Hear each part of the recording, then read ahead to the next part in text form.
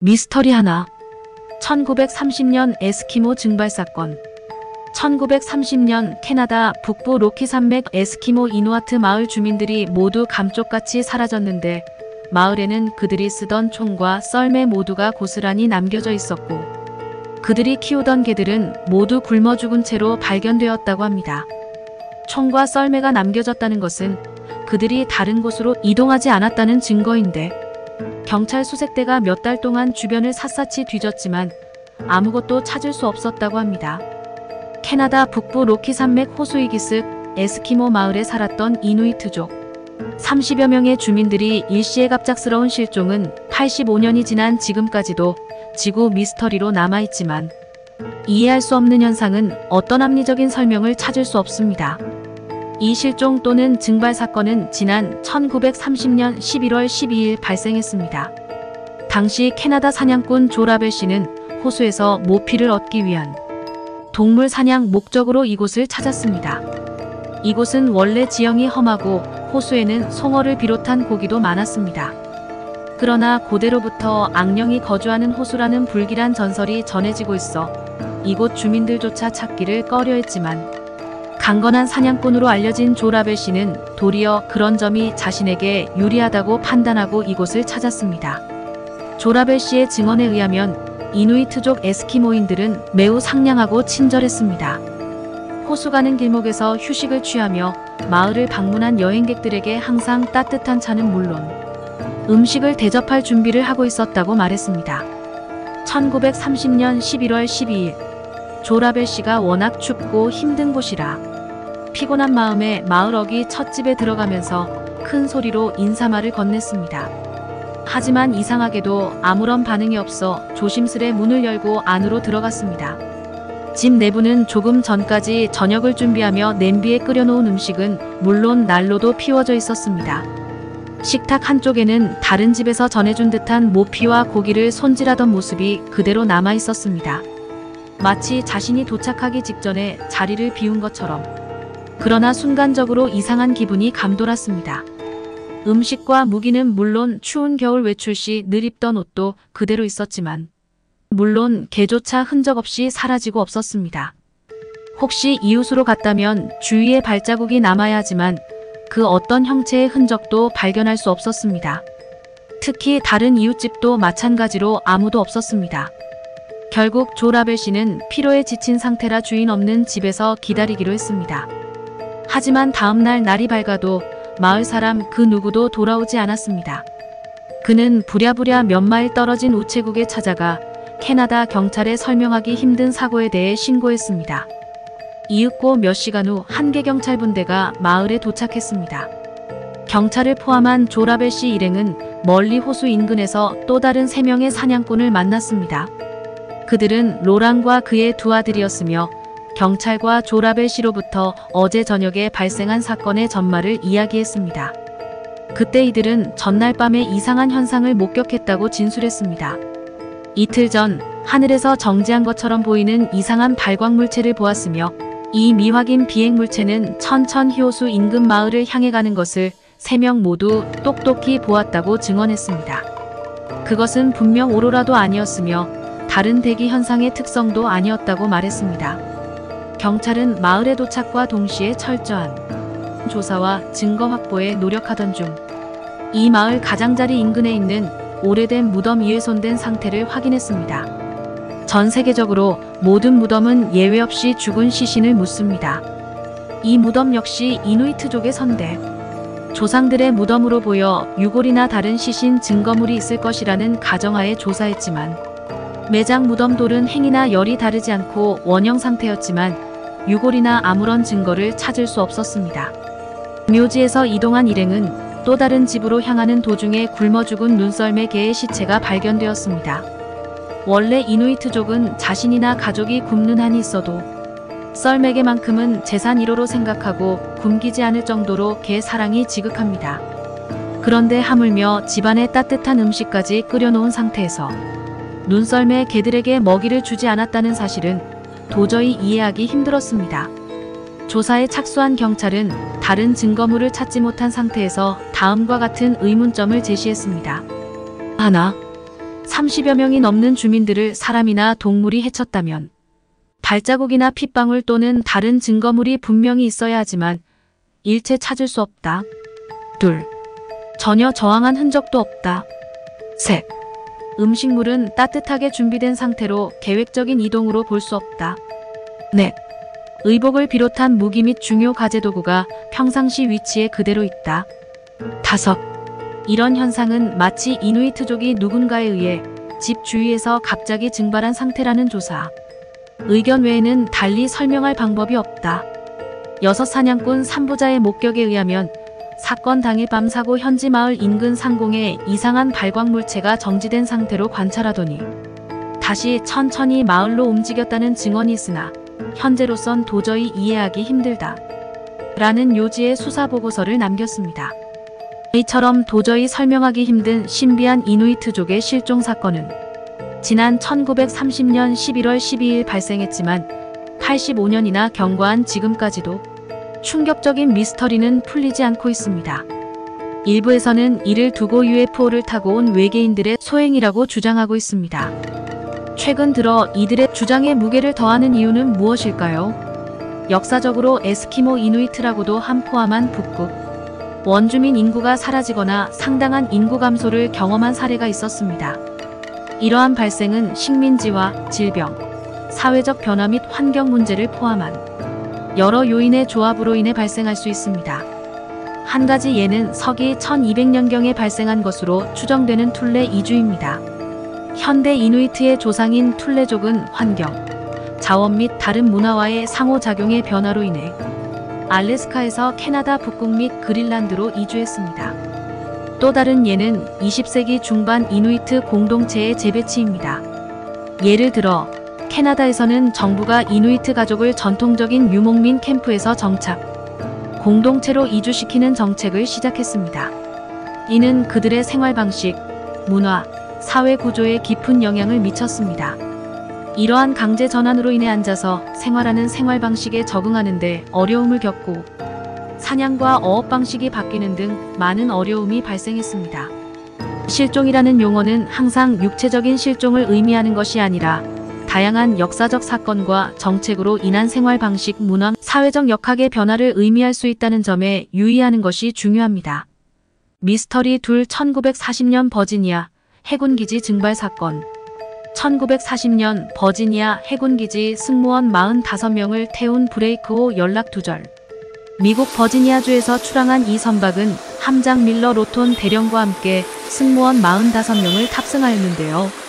하지만 출항한 지 5시간이 지난 뒤에 무전이 끊기면서 연락이 두절되었다 합니다.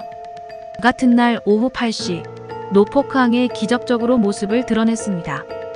그러나 믿을 수 없는 일이 발생하고 말았습니다. 브레이크호는 녹이 슬고 낡아 빠져 있었으며 함장을 포함한 45명의 승무원들은 모두 백발의 모습을 한 미라의 모습이 어떤 것입니다. 브레이크호 증발 사건으로 불려지는 이유는 아무런 연락도 어디서도 발견되지 않은 버지니아 해군기지가 다시 발견되었으나 100년이란 시간이 지난 것과 같은 녹슨 상태의 선박의 모습이었으며 탑승했던 함장들은 물론 승무원 45명 모두 백골의 상태로 발견되었다고 하네요. 정말 미스테리하면서도 무섭지 않나요? 어떻게 이런 일이 일어날 수가 있었을까요? 난파의 가능성을 포함한 모든 가능성을 고려하고자 증거를 수집했으나 부품한 조각도 찾지 못했다고 합니다. 다시 발견되었던 선박은 당시 최신식 군함으로서 짧은 시간에 그렇게 녹슨 상태로 변할 수가 없었을 뿐더러 모든 사람들이 백골의 상태로 발견되었다는 것이 놀라울 수밖에 없는 것 같아요. 그뿐만 아니라 선체와 내부 기기 등 몇 시간 동안 다른 세계를 수십 년 여행하고 온 것처럼 매우 낡고 녹이 슬어있는 상태였다고 합니다. 그리고 이 사건은 더 이상의 원인을 밝혀내지 못하고 종결됩니다. 이 사건 이후 미 해군 군수기지에 정박해 있던 USS 알드리지오 선상에서 레이더망을 피하는 실험을 수행합니다. 숨기고자 하는 물체를 특수 전자기장으로 둘러싸 레이더의 신호를 교란한다는 내용의 실험인데요. 실험 당시 알드리지오 전체가 녹색으로 빛을 발했다고 합니다. 그 후 알드리지오는 감쪽같이 사라졌다가 2500km 떨어진 해상에서 발견되었고 안에 있던 실험자들도 모두 사망합니다. 두 실험의 공통점은 급격한 순간이동이 아닐까 하는 추측을 해봅니다. 순간이동은 가능하지만 순간이동을 하면서 급격한 노화가 동시에 진행되는 것이 아닐까요? 브레이크호 증발 사건은 아무리 과학이 발달하였다고 해도 아직도 밝혀지지 못하고 있는 미스테리 사건으로 많은 분들에게 알려지고 있답니다. 미스터리 셋 1945년 포르투알레그 상공 G423편 여객기 증발 사건 1945년 브라질 포르투알레그 상공 G423편 여객기 실종 35년 후 92명 모두 해골로 발견 1945년 9월 4일 여느 때와 다름없이 평화로운 날 독일의 아헨 공항을 출항하여 브라질로 행하던 샌디에이고 항공기가 난데없이 사라졌습니다. 도착 시간이 되어도 브라질 항공에 도착하지 않자 관제탑에서는 난리가 났다고 합니다. 그들을 찾아 탐사선을 보내보아도 그들은 어디론가 감쪽같이 사라져버렸습니다. 그 안에 타고 있던 사람은 모두 92명. 대체 그들은 어디로 사라진 걸까요? 승무원을 포함한 92명의 사람들과 거대한 비행기가 감쪽같이 없어진 것입니다. 완전히 흔적도 없이 사라져서 한참 난리가 났었지만 사라져버린 여객기를 찾을 수 없는 노릇이라 이러지도 저러지도 못하고 슬슬 사람들의 기억 속에서 잊혀졌습니다. 전 세계에서 여객기를 찾기 위해 노력했지만 결국 실패로 돌아갔고 그로부터 정확히 35년이 지난 1980년 10월의 어느 날 포르투알레그 공항에 갑작스레 알 수 없는 정체불명의 여객기가 착륙하였다고 합니다. 그 여객기는 다름 아닌 35년 전 사라졌던 G423 여객기였습니다. 뼈만 앙상하게 남은 백골의 승객들과 함께 말이지요. 급하게 항공기 안으로 직원들이 들어가 보았는데 항공기 안에는 미라처럼 뼈만 남은 92명의 백골의 사람들만 있었다고 합니다. 이후로 이 사건은 난제에 빠지게 되어 미스테리로 남아버렸죠. 한간의 소문에 따르면 G423편 여객기 증발 사건은 90년대 일본의 미스터리 잡지에서 실렸던 내용이랍니다. 문제는 그 잡지사가 흥미 위주로 쓴 글을 위클리 월드 뉴스에서 확인된 것도 없는데 진실인 것처럼 기사를 냈다고 합니다. 그때 당시엔 수익을 위해 정확하지 않은 사실을 기사로 내보내기도 했다고 합니다. 이에 최초 미국과 소련은 개인 혹은 국가 차원의 생화학 테러로 가닥을 잡았으나 아무런 이유도 아무런 요구도 없이 여객기를 통째로 하이제킹해 35년 후에나 돌려보내는 테러 조직이나 국가는 존재하지 않는다고 결론을 내리게 됩니다. 결국 미국은 해당 사건이 혹여 외계의 존재에 의해 저질러진 일일 수도 있다는 판단에 NASA의 전신인 미국 항공자문위원회에 의뢰하기에 이릅니다. 그리고 뚜렷한 결론도 나지 않은 채 해당 여객기 내부를 조사하던 당시 NACA의 베테랑 연구원이 자신의 블로그에 업로드한 미스터리한 사진들만이 해당 사건의 실존 여부를 증명해주고 있을 뿐입니다. 미스터리넷 1954년 버뮤다 삼각지대 미해군 수송기 AF-237편 실종 사건 1954년 버뮤다 삼각지대 플로리다로 향하던 미해군 수송기 AF-237 탑승자 43명 전원 실종 1954년 3월 24일 북위 20도, 서경 66도 버뮤다 삼각지대 상공을 날던 미해군 수송기 AF-237편이 43명의 승무원과 함께 사라지고 말았습니다. 이는 콜럼버스가 아메리카 대륙을 발견한 이후 끊임없이 발생했던 마의 버뮤다 삼각지대 사건 중 하나에 불과하며 수많은 선박과 항공기가 이 부근에거 사라진 후 아직도 행방불명인 상태인 채로 남아있습니다. 마의 삼각지대, 마의 바다 버뮤다 삼각지대 사건 중에서 하나에 불과하며 수많은 선박과 항공기들이 이 지역에서 사라진 후 행방불명되었는데요. 공식적인 기록만 해도 선박 17척, 항공기 15대라고 합니다. 여기서 실종된 사건들은 일반적인 작은 선박, 항공기들이 아니라 규모가 상당히 큰 유조선, 화물선, 잠수함, 전함, 여객기, 전투기, 수송기 등입니다. AF-237편 실종 때에도 이 실종된 수송기를 찾아서 구출하러 갔던 수송기와 정찰기가 또 함께 다 사라졌다고 합니다. 미스터리 5 1587년 식민지 로어노크 섬 115명 주민 증발 사건 1987년 식민지 로어노크 섬 115명의 사람들이 흔적도 없이 사라졌습니다. 이러한 미스터리들 중 가장 유명한 사건은 바로 이 로어노크 섬인데요. 1585년 5월 23일 영국의 식민지였던 로어노크 섬에서 115명의 시민이 모두 흔적도 없이 사라진 것입니다. 로어노크 섬은 영국의 모험가인 월터 놀리라는 모험가가 발견한 섬으로 이 로어노크 섬을 식민지로 삼았습니다. 식민지로 개척한 뒤에 친구인 존 화이트의 도움을 받아서 이주민들을 정착시키는 데 성공합니다. 하지만 로어노크 섬은 땅이 너무 척박해서 식량도 부족하고 설상가상으로 인디언들까지 쳐들어오는 상황이어서 친구인 존 화이트와 인디언들과의 친목을 강화하고 식량난을 해결하려고 했지만 식량난을 해결하기엔 너무 부족했고 이주민들을 로어노크 섬에 남겨두고 지원 요청을 위해 존 화이트는 영국으로 돌아갔습니다. 하지만 영국은 스페인과의 전쟁으로 인해 3년간 발이 묶여 있었고 3년 후에 로어노크 섬에 다시 갔을 때는 로어노크 섬에 이주시켰던 115명의 사람들이 흔적도 없이 사라져버렸다고 합니다. 이주민들이 고생하며 지은 마을은 황폐해져 있었고 단서라고는 나무에 쓰여 있었던 크로아톤이란 글자만 남아 있었습니다. 한 번에 100명이 넘는 주민이 사라진 것에 대해 이주한 것이 아니냐는 추측이 나오기도 합니다. 사건 당시 단서로 남은 크로아톤은 로어노크 섬 남쪽 부근에 있던 작은 섬의 이름으로 현재는 헤테라스 섬으로 이름이 바뀌었다고 합니다. 식민지 사정이 좋지 않자 로어노크 섬 주민들은 이주를 결정하게 되고 외부 사람들에게 자신들의 행방을 알리기 위해 크로아톤이란 글자를 새겨놓았다는 가설입니다. 이 사건은 2010년 브래드 앤더슨 감독의 미스터리 영화 베니싱의 소재가 되기도 했습니다. 그러나 아직까지 어떠한 이유에서 사라졌는지 어디에 있는지 밝혀지지 않았고 이 로어노크 섬의 비밀은 미스터리로 남게 되었습니다. 샌프란시스코에 가면 제일 먼저 가게 되는 곳이 어디일까요? 금문교 골든게이트 브리지입니다. 이 골든게이트 브리지에서 멀지 않은 곳에 카포네 등 중범죄자가 수용되었던 바위로 된 섬 알카트라즈가 있습니다. 멀리서 보면 한가로운 별장처럼 보이지만 미국 내에서 가장 경비가 삼엄한 탈옥 성공률 제로의 교도소였습니다. 더 가까이 가보면 낭만적인 별장과는 거리가 멀다는 것을 한눈에 알 수 있습니다. 알카트라즈 탈옥은 1962년 6월 11일과 12일 미국 캘리포니아주 샌프란시스코 베이의 알카트라즈 섬에 위치한 악명 높은 알카트라즈 연방교도소에서 발생한 탈옥 시도를 말합니다. 알카트라즈는 종종 더 라크이라고 불리는 당시 가장 안전하고 유명한 감옥 중 하나로 간주되었습니다.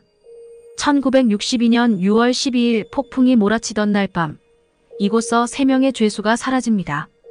샌프란시스코만의 얼음같이 차가운 물, 거친 물살, 그리고 호시탐탐 먹이를 노리는 상어 때문에 탈출을 한다는 것은 목숨을 던지는 것과 마찬가지로 여겨졌습니다. 이미 여러 차례의 탈옥 경험이 있는 프랭크 모리스, 존 앵글린, 클라렌스 앵글린 세 사람의 은행 강도는 미국 내 가장 경비가 삼엄한 알카트라즈로 옮겨져 수용되지만 1년간의 치밀한 계획과 준비 끝에 역사상 가장 드라마틱한 탈옥을 시도합니다. 몇 달에 걸쳐 그들은 세심하게 탈출 계획을 세웠습니다. 그들은 감방 뒤쪽에 있는 통풍구를 깎아내어 감방 뒤편의 무방비 상태의 다용도 복도로 이어졌습니다. 스푼과 청소기 모터에서 만든 드릴과 같은 기본 도구를 사용하여 수감자들은 자신들의 감방 뒷면의 환기구를 조심스럽게 파냈습니다. 이 환기구는 감방 뒷면에 있는 배관 및 전선이 달리는 다용도 복도로 이어지는데 수감자들은 이 작업을 골판지와 페인트로 가려놓았습니다. 다용도 복도 내부로 들어간 후에 수감자들은 이곳이 감시자 없이 감방 아래 공간에 접근하는 곳임을 발견했습니다. 이 공간은 조명이 부족하고 감시관들이 거의 방문하지 않아 탈출 계획을 실행하기에 이상적한 장소였습니다. 거기에서 그들은 환풍구를 통해 지붕에 접근했습니다. 우비를 이용해 구명조끼와 임시 변통 뗏목을 만들고 아코디언 같은 기구로 만든 임시 변통 풀무로 부풀렸습니다. 1962년 6월 11일 밤 그들은 벽에 난 구멍을 뚫고 지붕으로 올라가 뗏목을 타고 샌프란시스코만의 차가운 물을 가로질러 갔습니다.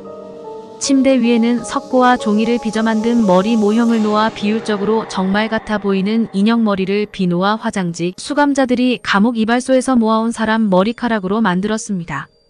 이 인형 머리들은 밤에 인원 점검 시간에 자신들이 잠들어 있는 척하는 환상을 만들기 위해 침대에 두었습니다. 자는 것처럼 위장하고 습기로 약해진 벽을 뚫고 환풍구를 통해 지붕으로 올라가 미리 만들어 놓은 구명정과 구명조끼를 이용해 어둠 속 바다로 사라집니다. 나중에 발견된 비옷으로 만든 고무보트와 침대에 놓여있던 머리 모형. 이것으로 자는 것처럼 야간 점호를 피할 수 있었습니다. 탈출은 6월 12일 아침 교도관이 빈 감방과 임시 탈출 경로를 발견할 때까지 눈에 띄지 않았습니다. 법집행기관, 해안경비대 및 FBI가 참여하는 대규모 수색이 시작되었습니다. 광범위한 수색에도 불구하고 탈옥자들의 운명에 대한 결정적인 증거는 발견되지 않았습니다. 이들이 사라진 것을 알고 전국적인 현상 수배가 이루어지지만 그날 이후 아무도 본 사람이 없다고 합니다. 대규모 수색 노력에도 불구하고 탈출자들의 운명에 대한 명확한 증거는 발견되지 않았습니다. 탈출자들의 운명은 오늘까지도 미스터리한 상태를 유지하고 있습니다. 일부는 탈출자들이 차가운 해안물의 위험한 물속에서 익사한 것으로 여기며 다른 사람들은 본토에 성공적으로 도착하고 포착을 회피한 것으로 추측하고 있습니다.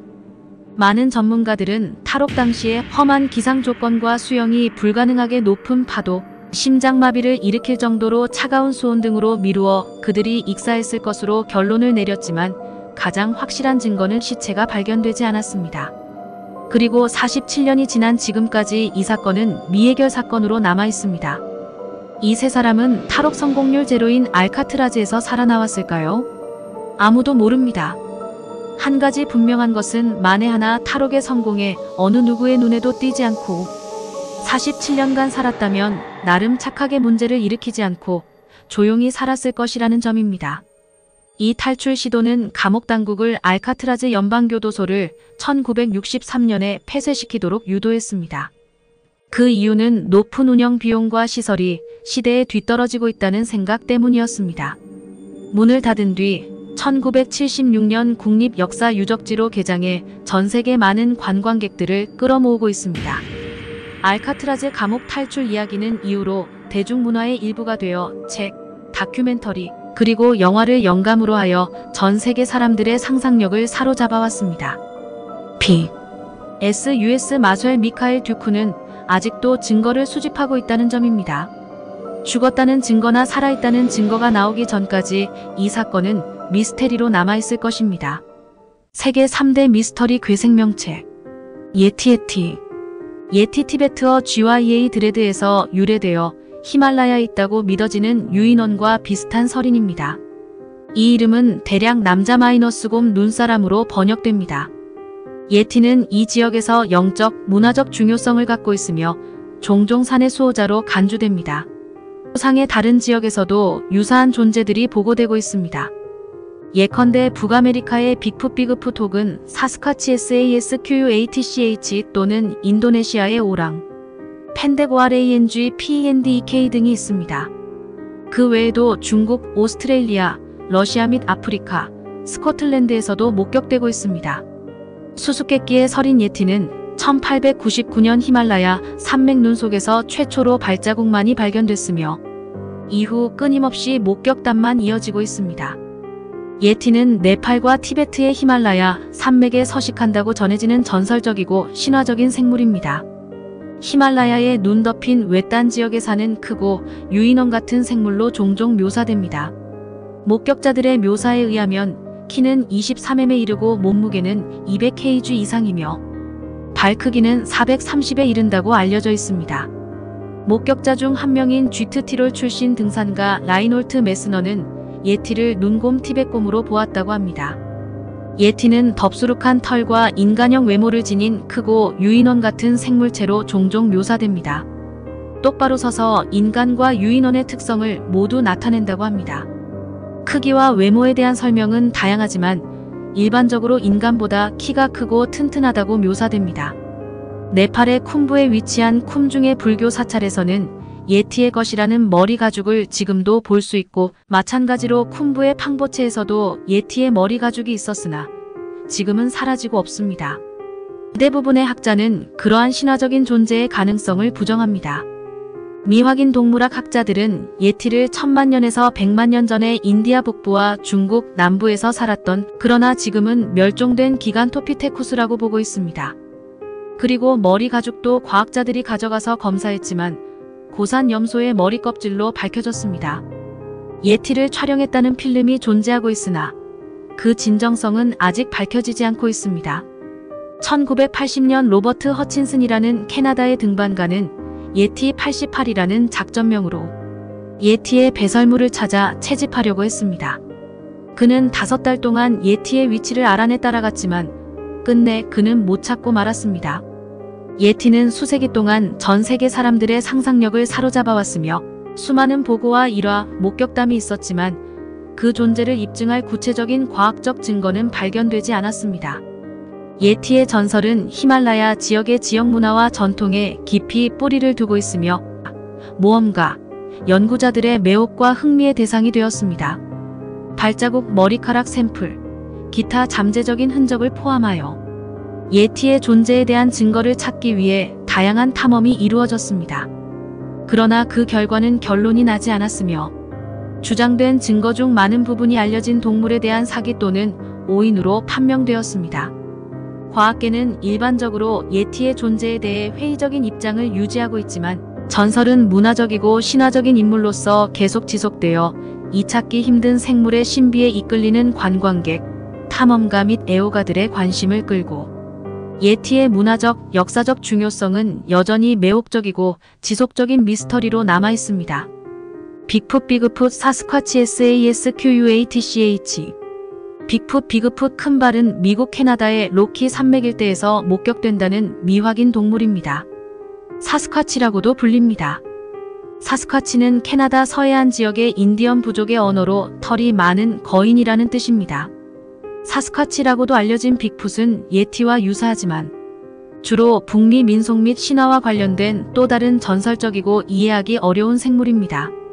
1811년 탐험가 톰슨이 캐나다 숲속에서 길이 35m, 폭 20m의 거대 발자국을 발견하면서 정체를 알 수 없는 이 발자국에 대한 의문과 논란은 시대를 거듭하며 이어져 왔습니다. 발자국의 정체를 둘러싼 다양한 추측이 오가면서 반인반수 일명 빅풋으로 불리는 괴물에 대한 이야기들이 떠돌기 시작했고 2006년 미국 오클라호마 호수에서 한 남성이 빅풋의 모습을 찍은 사진을 공개하기도 했습니다. 미국뿐만 아니라 캐나다, 중국 등 전 세계 전역에서 빅풋을 봤다는 목격담이 연이어 나왔고 일각에서는 빅풋이 인류와 상당히 비슷하지만 사람과는 다른 기간토피테쿠스라는 주장을 제기하기도 했습니다. 빅풋은 북미, 특히 태평양 북서부 지역의 숲과 야생 지역에 서식하는 크고 유인원 같은 생물로 종종 묘사됩니다. 덥수룩하고 검은 털로 덮여 있으며 똑바로 서 있는 모습이 인간형 형상과 유사하다고 합니다. 크기에 대한 설명은 다양하지만 일반적으로 키가 710피트 정도이고 매우 무겁다고 합니다. 이에 반해 과학자들은 작은 갑각류의 화석마저도 발견되지만 빅풋의 화석은 발견된 적 없다는 점, 아마추어들이 어설프게 찍은 영상 이외에는 별다른 증거가 없다는 점을 들며 빅풋 관련 논란을 일축하기도 했습니다. 예티와 마찬가지로 북미 여러 지역에서 빅풋을 목격했다는 보고가 많이 있습니다. 목격자들은 종종 큰 발자국을 목격하거나 이상한 소리를 듣거나 외딴 황야 지역에서 크고 털이 많은 생물을 잠깐 목격했다고 설명합니다. 그러나 예티와 마찬가지로 이러한 보고서도 종종 일화적이고 구체적인 증거가 부족합니다. 그러던 중 2008년 빅풋의 사체가 발견되고 전문가가 이 사체의 DNA를 검사하는 등 다시 한번 빅풋 논란은 뜨거운 도마 위에 올랐습니다. 재검사 결과 그것은 할로윈 의상을 입은 사람이었던 것으로 알려졌고 결국 사기극 해프닝으로 빅풋 사건은 마무리 짓게 됐습니다. 빅풋 사스쿼치는 북미 민속과 원주민 전통에 깊이 뿌리를 둔 전설적인 생물입니다. 존재에 대해 여전히 회의적이지만 빅풋을 둘러싼 미스터리와 음모는 빅풋을 문화 아이콘으로 만들고 많은 사람들에게 지속적인 매력을 주는 주제로 만들었습니다. 마핀구아리 MAPINGUARI. 마핀구아리는 아마존 설화에 등장하는 신화 속 생물로 남미 아마존 열대우림의 원주민 부족 전설에서 주로 발견됩니다. 아마존 카르치아나족 전설에 등장하는 마핀구아리는 밤이 되면 동굴에서 나와 사람을 잡아먹는 반인반수의 괴물로 지독한 악취를 풍기고 다니며 원주민들의 창도 튕겨낼 만큼 튼튼한 피부를 가지고 있습니다. 신비동물학자인 오렌 박사는 이 괴물이 선사시대에 살았던 땅나무늘보에 살아남은 개체 혹은 그 변종일 것이라 조심스레 추측하고 있습니다. 땅나무늘보는 학술적 용어로 에리메시리움 혹은 메갈로니키드 큰 발톱이라 불리는데 1만 년 전에 지구상에 나타났다가 빙하기를 못 넘기고 멸종하고 말았습니다. 맥이나 말과 유사한 유전자를 지닌 에리메시리움은 앞발을 들고 다니며 발톱을 뒤로 젖혀 걷고 일어서면 몸길이 2m가 넘는다고 합니다. 위 분비선에서 악취를 풍기며 피부에 속을 편 자갈 같은 뼈가 가득 있어 총알쯤은 우습게 튕겨낼 수 있다고 합니다. 카르치아나족이 말하는 마핀구아리의 생김새와 행동 양식. 주로 바바쿠 열매를 먹는다거나 하는 행동은 에리메시리움의 해부학적 특징과 유사하다고 합니다. 마핀구아리는 거대하고 유인원이나 나무늘보 같은 존재를 닮은 크고 무시무시한 생물로 종종 묘사됩니다. 긴 털과 날카로운 발톱, 강력한 체격을 가지고 있다고 합니다. 일부 전설에서는 이마 중앙에 눈이 하나 있는 것으로 묘사하고 다른 전설에서는 배에 입을 벌리고 있다고 묘사합니다. 한쪽 눈이나 배에 입이 있는 등의 특징은 생물학적 특성보다는 상징적 의미를 반영하는 것으로 생각됩니다. 마핀구아리는 아마존 열대우림에 사는 다양한 원주민 부족의 신화와 영적 신앙에서 중요한 중요성을 갖고 있습니다. 다양한 부족에는 생물과 관련된 고유한 이름과 이야기가 있습니다. 종종 파괴적인 속성과 보호적인 속성을 모두 지닌 강력하고 초자연적인 존재로 간주됩니다. 예티 및 빅풋과 유사하게 마핀구아리를 목격하고 조우한 사례가 많이 보고되었습니다. 아마존 원주민들은 이 신비한 생물과의 만남에 대한 이야기를 공유해왔으며 종종 이 생물이 열대우림 깊은 곳에 사는 위험하고 영토적인 존재라고 묘사했습니다. 전설에서는 마핀구아리를 엄청난 힘과 파괴 능력을 지닌 생물로 묘사합니다. 종종 야행성이며 은둔적인 것으로 묘사되며 인간 거주지 근처에 거의 접근하지 않습니다. 어떤 이야기에서는 인간을 공포로 마비시킬 수 있는 악취를 풍긴다고 합니다. 마핀구아리와 같은 생물에 대한 전설도 생물 다양성 보존에 중요한 역할을 할 수 있습니다. 원주민 전통과 이야기는 종종 모든 생명체의 상호 연결성을 강조하고 환경과 그곳에 서식하는 생물에 대한 존중을 장려합니다. 아마존 열대우림 원주민 부족의 신앙과 이야기에 깊이 뿌리를 둔 아마존 민속 전설에 나오는 신화 속의 생물입니다.